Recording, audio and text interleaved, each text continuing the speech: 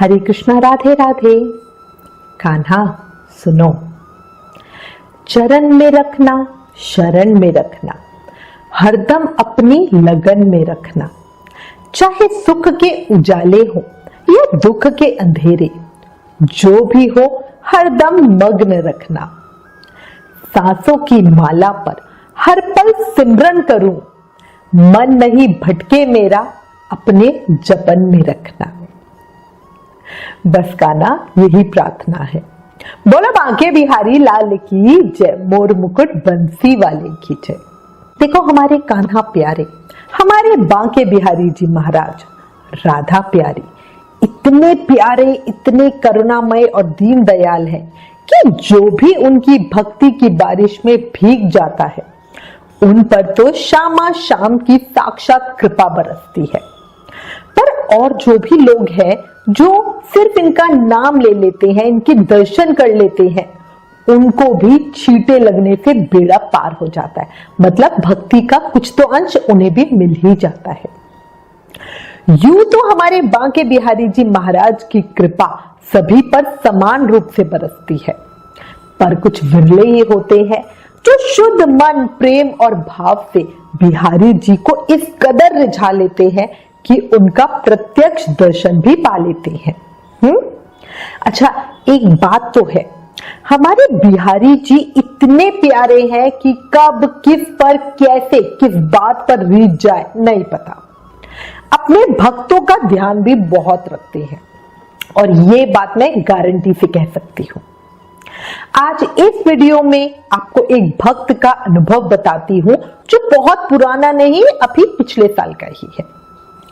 एक भक्त ने, ये प्रसंग बताने से पहले आपको एक वाक्य बताती हूँ। हमें एक भक्त ने मैसेज किया कि पहले का समय अलग था, पहले का युग अलग था, कान्हा की कृपा पाना उस समय में बहुत आसान था। द्रौपदी को, विदुरानी को कृपा क्यों मिल गई? क्योंकि वो समय अलग था। पर अब समय बदल गया है, अब कलयुग अपने चरम पर आ गया है, अब कृपा यूं ही नहीं मिलती। तो भाई मैं ये कहना चाहूंगी, आपकी सोच बिल्कुल गलत है। कृपा तो अभी भी मिलती है, बस कृपा पाने वाली भक्ति और भाव हमारे अंदर होना चाहिए। एक वो भजन है ना, आपने सुना ही होगा शायद, लोग कहते हैं कि भगवान आते नहीं, तुम मीरा के जैसे बुलाते नहीं। लोग कहते हैं भगवान खाते नहीं, तुम विदुरानी के जैसे उन्हें खिलाते नहीं, है ना। हमारे अंदर आप खुद सोचो कि क्या वो भाव है? मीरा जी भी तो कलयुग की नहीं थी, क्या वो कलयुग की नहीं थी? बट उनके अंदर भाव था, है ना। उन्होंने कृष्ण के लिए अपना सब कुछ छोड़ा, जबकि वो राजा महाराजाओं के उससे थी, अच्छे से एक रानी बन के जिंदगी कर सकती थी। क्यों उन्होंने भक्ति में जाना करा? उनको आभूषण और सब चीजें बेकार लगती थी, क्यों? उनको अपनी तुलसा माला ही सबसे अच्छी लगती थी, क्यों? क्योंकि ये एक भक्त का चाव होता है। अभी हम विषयों के पीछे भाग रहे हैं, है ना। कहना एक गाड़ी तो कम से कम होनी चाहिए, बड़ा घर तो होना ही चाहिए। ये सब हम कलयुग की चीजें जब कान्हा से मांगते तो भक्ति कैसे मिलेगी? खुद सोचो। अच्छा, भगवान भक्त के लिए याद रखो, इस कलयुग में भी, आज आप कह रहे हो कि कलयुग चरम पे है, तो आज के समय में भी सब कुछ करते हैं। समय, युग, ये सब चीजें हमारे लिए बदली है, हमारे कान्हा के लिए कुछ नहीं बदला, वो अभी भी वैसे ही है। बस अपना भाव, प्रेम और विश्वास शुद्ध रखो और फिर मुझे बताना कि आपको क्या फर्क लगता है। अब आज इस वीडियो में आपको एक भक्त का बहुत सुंदर अनुभव बताती हूं, कैसे उन्हें अपनी जिंदगी में श्री कृष्ण की कृपा मिली। ये अनुभव हुआ हमारी बहन आरती शर्मा जी को, जो राजस्थान के अलवर जिले में रहती है। श्री बांके बिहारी जी महाराज में उनकी विशेष प्रेम और आस्था है।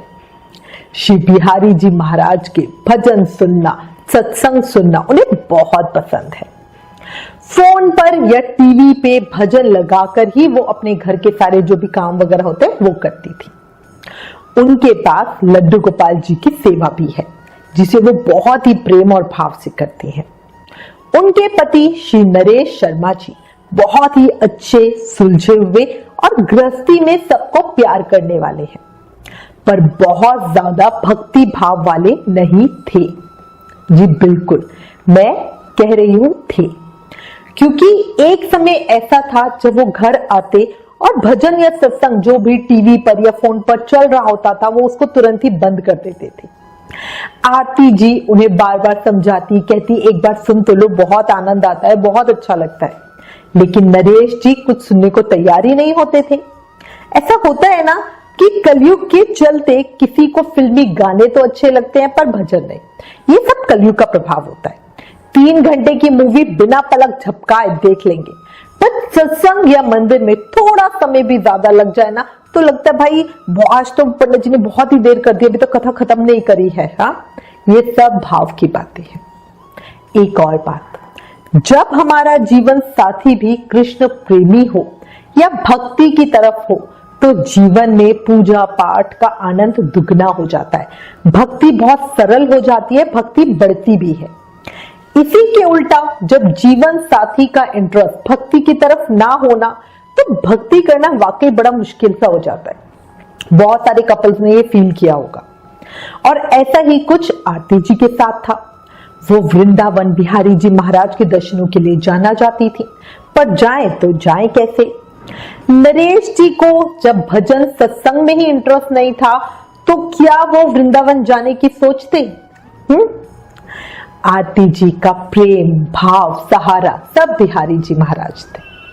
वो मन ही मन उनसे प्रार्थना करती और कहती, प्यारे आप ही मेरे सब कुछ हो, आप सब कुछ कर सकते हो, मेरी गृहस्थी की नैया भी आपके ही सहारे है, आप ही पार लगाओ, मुझे अपने दर्शनों के लिए आप खुद ही बुलाओ।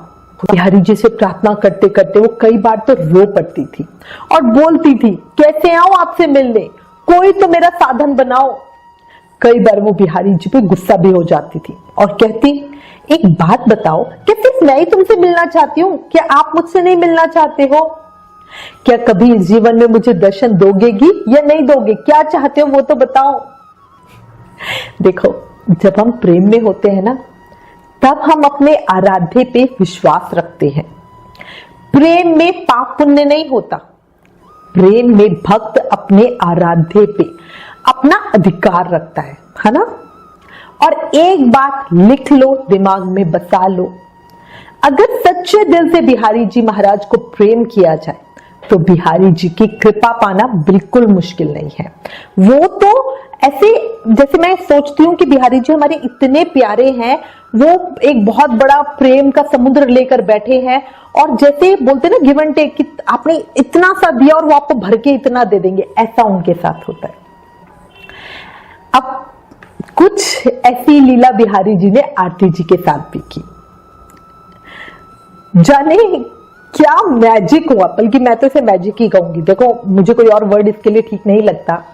जाने क्या मैजिक हुआ, समय अपने आप कैसे बदला, बिहारी जी महाराज ने क्या ही किया और कैसे आरती जी की प्रार्थना उन्होंने कैसे सुन ली। जो आरती जी के मन की सबसे बड़ी इच्छा थी उसको बस यूं पूरा कर दिया।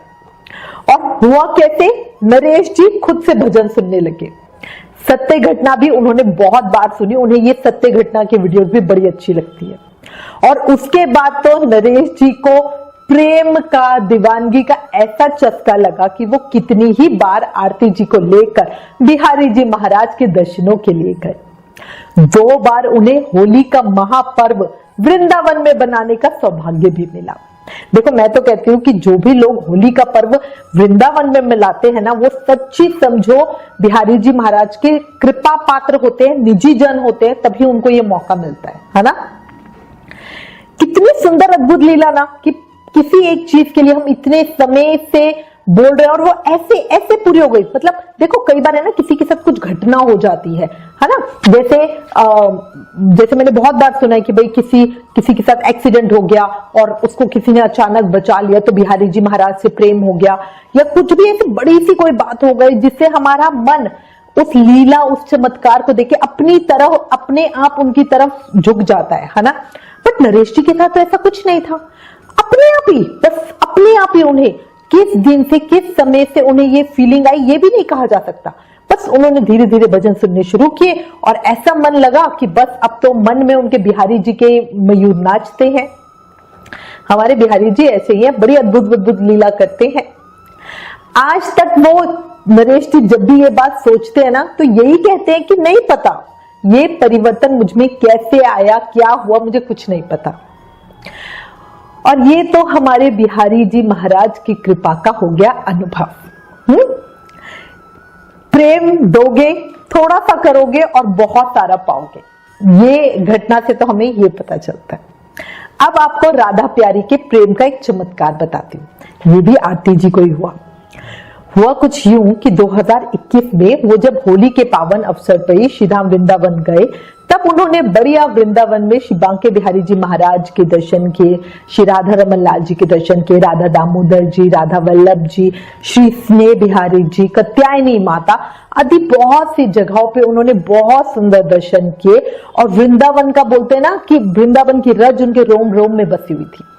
और इसके बाद वो पहली बार दर्शन करने श्री धाम बरसाना गए किशोरी जू के दर्शनों के लिए। बढ़िया राधा प्यारी के दर्शन किए, भेंट चढ़ाई। गोस्वामी जी ने उन्हें लाल रंग की प्रसादी चुन्नी पहनाई आरती जी को। चुन्नी पाकर तो आरती जी जैसे फूली नहीं समा रही थी और उनको तो ऐसा लग रहा था कि उनको तो बस क्या ही मिल गया है। कई बार ऐसा होता है ना कि हम जो चाहते हैं उससे भी ज्यादा मिल जाता है और हम उस अनुभव को, उस कृपा को सिर्फ महसूस ही कर सकते हैं, शब्दों में बता नहीं सकते हैं, है ना।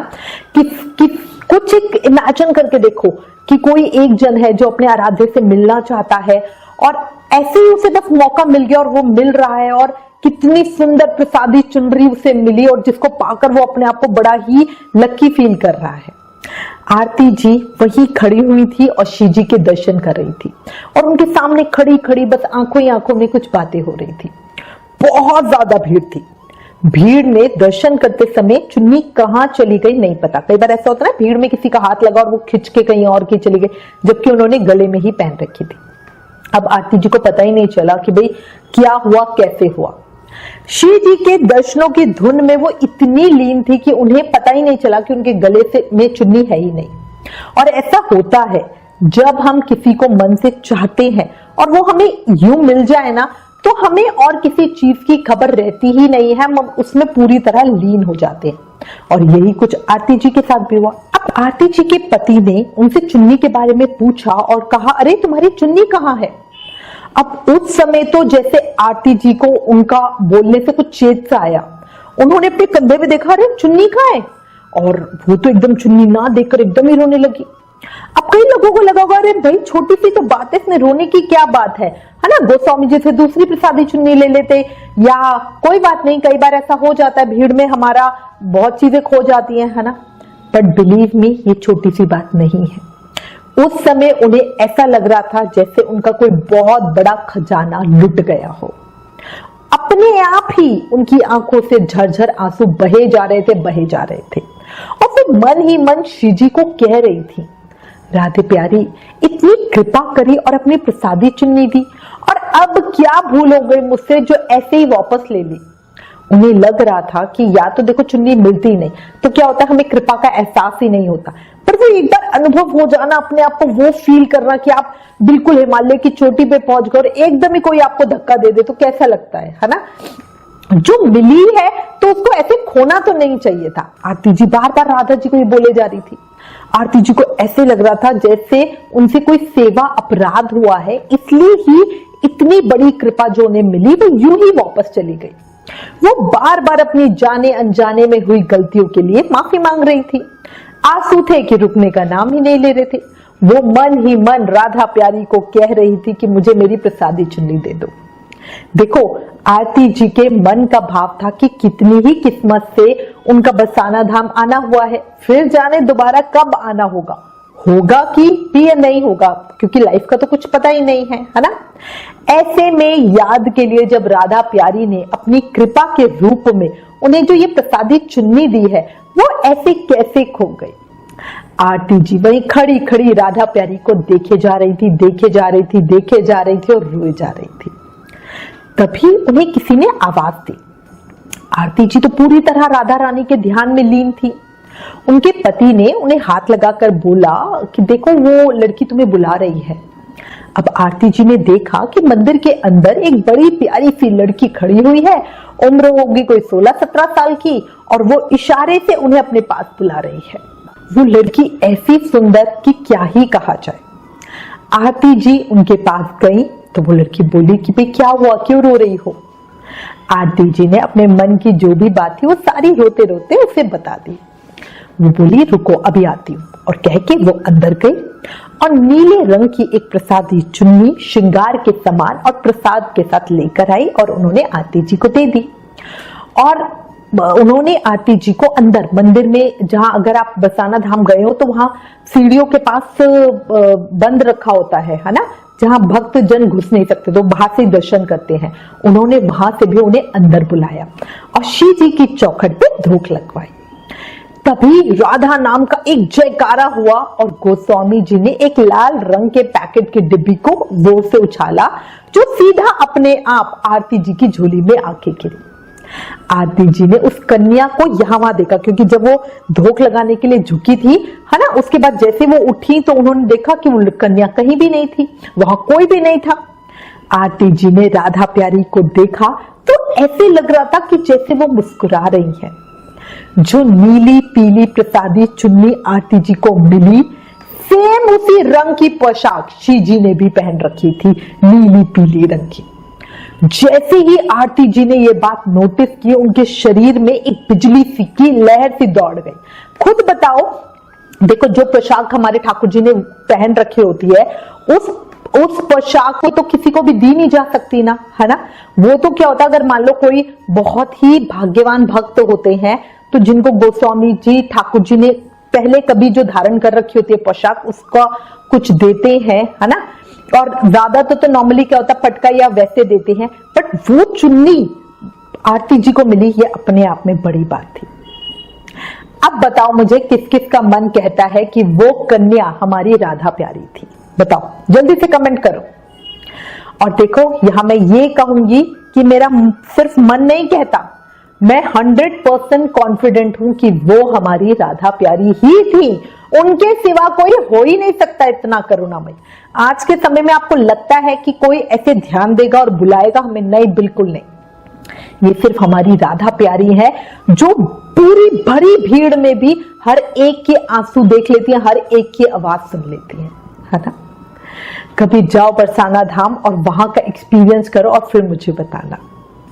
एक जयकारा तो बनता है, बोलो राधा प्यारी की जय, ऊंची अटारी वाली की जय। ऐसी करुणामयी सरकार है, अपने भक्तों को परेशान देख ही नहीं सकती है। अच्छा, अब आरती जी के जीवन में बिहारी जी महाराज की कृपा का एक और बड़ा सुंदर अनुभव बताती हूँ। वह कुछ यूं कि पहली बार जब आरती जी वृंदावन परिवार सहित गई थी ना, जब सबसे पहली बार गई थी, उस समय उनके ऊपर कैसी कृपा बरसी और कैसे बिहारी जी महाराज ने उन्हें अपना अनुभव कराया। हुआ कुछ यूं कि आरती जी अपनी बेटी और हस्बैंड के साथ श्रीधाम दर्शनों के लिए गए। आरती जी की सासू मां ने अपने हाथ से बड़े प्यार से भक्ति भाव के साथ बिहारी जी महाराज के लिए प्रसाद बनाकर भेजा। जब आरती जी अपने परिवार सहित वृंदावन पहुंची तो बहुत ज्यादा बारिश हो रही थी, और इतनी ज्यादा बारिश उन्होंने पहली बार ही देखी थी। इतनी बारिश थी कि पानी घुटनों तक भर चुका था। सभी बारिश में पूरी तरह भीग चुके थे। आरती जी की बेटी जो सिर्फ 6 साल की थी, उस समय में ठंड से कांप रही थी। आरती जी बिहारी जी महाराज से प्रार्थना की जा रही थी कि उनकी बिटिया बीमार ना पड़ जाए, और साथ ही ये भी टेंशन थी कि जो सासू मां ने प्रसाद बनाकर भेजा है वो कहीं खराब ना हो जाए। और उनको लग रहा था भाई उन्होंने बड़े प्यार और भक्ति भाव से बनाया है ना, कहीं वो खराब ना हो जाए।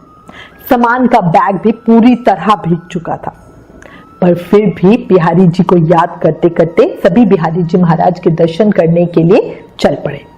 बिहारी जी मंदिर में बहुत ज्यादा भीड़ थी, बहुत ज्यादा भीड़, इतनी कि चलने की जगह वो लोग जैसे होता ना, और लोग धक्का देते हैं तो उनके धक्कों से आगे अपने आप बढ़े चले जा रहे थे।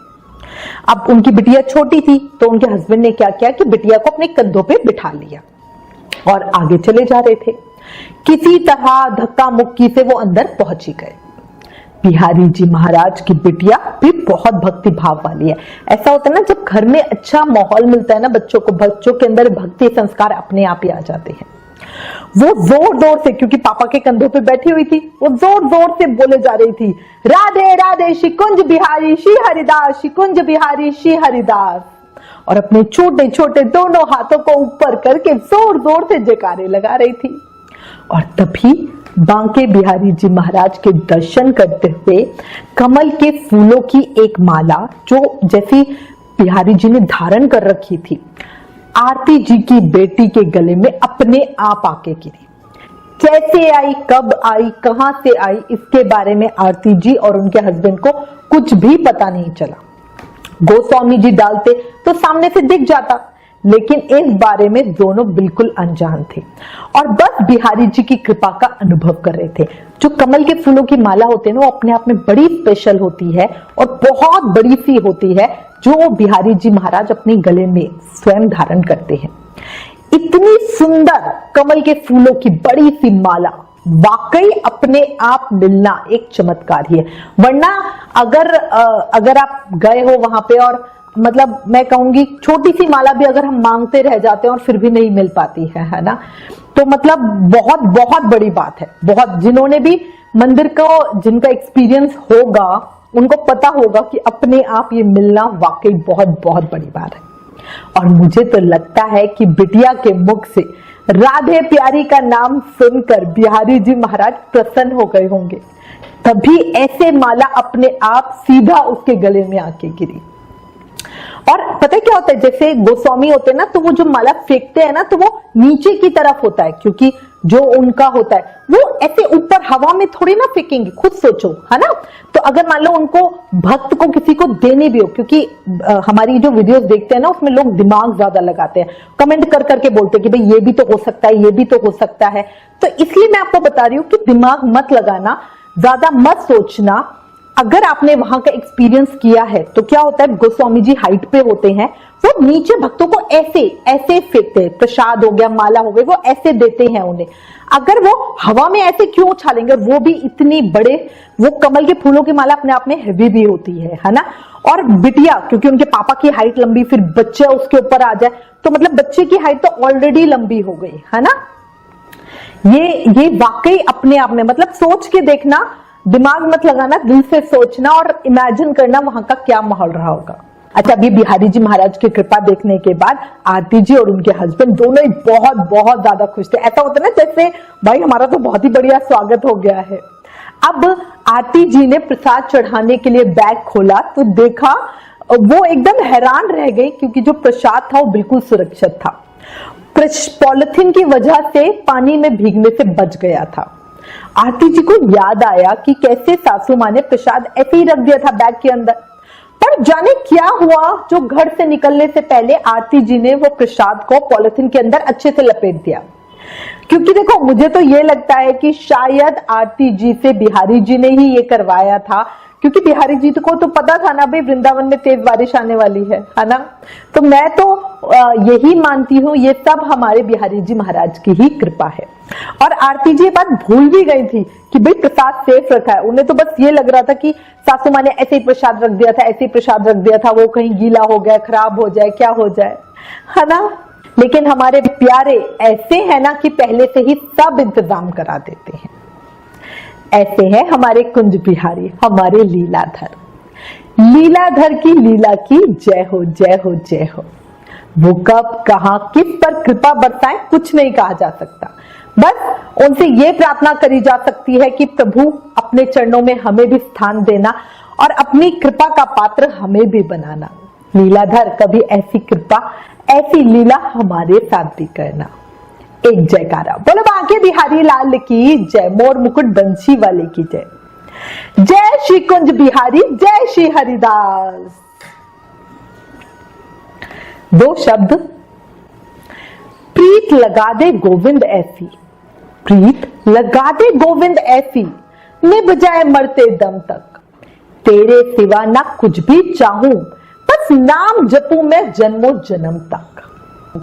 देखो, वो सजदा ही क्या जिसमें सर उठाने का होश रहे। भक्ति का मजा तो तब है जब हम खामोश रहे और हमारे बिहारी जी हमारे लिए बेचैन रहे, है ना।